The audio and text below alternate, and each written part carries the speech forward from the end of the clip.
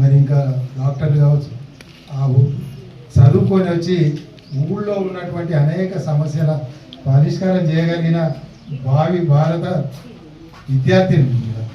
రేపు మీరు పెద్ద వయసుకు వచ్చిన తర్వాత ఉద్యోగాలు వస్తాయి మీ అందరూ. మరి ఉద్యోగాలు రావాలి, మంచి భవిష్యత్తు ఉండాలి, పేదరికం ఉండదు, ఇంట్లో కష్టాలు ఉండదు, ఊళ్ళో కూడా పేదరికం లేకుండా ఉండాలంటే ఊళ్ళో ఉన్న తల్లిదండ్రులు మరి ఉన్నటువంటి కుటుంబాల వాళ్ళు పిల్లల పట్ల శ్రద్ధ వహించాలనే నేను ఉద్దేశంతో ఇట్లానే పిలిచి ఓ మీటింగ్ పెట్టి మరి సైకిల్ ఇస్తున్నాం. ఇంకా వేరే ఉద్దేశం అయితే లేదు మాకు. ఇది స్వచ్ఛందంగా ఆయన రాంపూర్ సర్పంచ్ పోతుంది వాడు ఒక 3-4 రాలే. ఆయన ఏమంటున్నాడంటే ఇది నేషనల్ ప్రోగ్రామ్ ద్వారా వచ్చిన సైకిల్, బండి సంజయ్ ఇచ్చిండు గవే సైకిల్ కాబట్టి నాకెందుకు మా కోట. అసలు బండి సంజయ్కి ఇచ్చే ముందే నేను వేలేళ్ళు ఇచ్చిన, నన్ను చూసి బండి సంజయ్ మొత్తం మంత్రి కాబట్టి తన నియోజకవర్గం కరీంనగర్లో ఇచ్చినారు. నేను ఎవరిని చూసింది కాదు, లేకుంటే లబ్ధి పొందాలనే మీ ద్వారా మీ పిల్లల ద్వారా వీళ్ళు పెళ్ళిళ్ళు అయితే మనం మేము నా ఓటర్లు కూడా వేయకపోవడం. అయితే దీనికి రాజకీయాలకు ఓటుకు సంబంధం లేదు. కేవలం విద్య ద్వారా ఏ తరాలు తయారు కావచ్చు, విద్య ద్వారా దేశంలో ఉన్న సమస్య పరిష్కారం.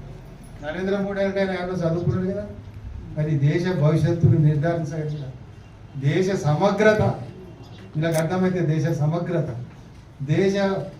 దేశం గౌరవ మర్యాదలు ఇవన్నీ ఎట్లా వచ్చినాయి?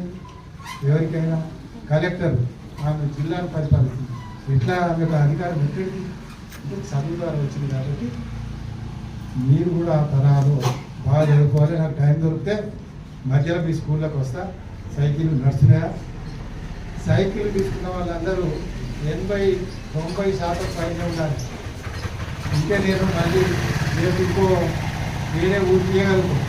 ఇక ఈడ అట్లనే బండి సరిగా నడవలేదు, గుంపు కూడా నడుపుతుందంటే ఈ ప్రోగ్రాం కూడా కొనసాగింది. కాబట్టి మీరు ఇతర ఊళ్ళ పాఠశాల విద్యార్థులు మీరందరూ కూడా ఆదర్శం కావాలి. అదే ధర్మశాల పిల్లలు ఆడపిల్లలు వాళ్ళు ఆ దిశలో మీరు పనిచేయాలని నేను ఎక్కువ టైం తీసుకునేది ఎందుకంటే మానించడానికి పడుతుందా? ఎందుకంటే మీ గురించి ఇంతగా ఆలోచించి ఇంత మంచి మోటివేషన్ స్పీచ్ ఇచ్చినందుకు సార్కి ధన్యవాదములు.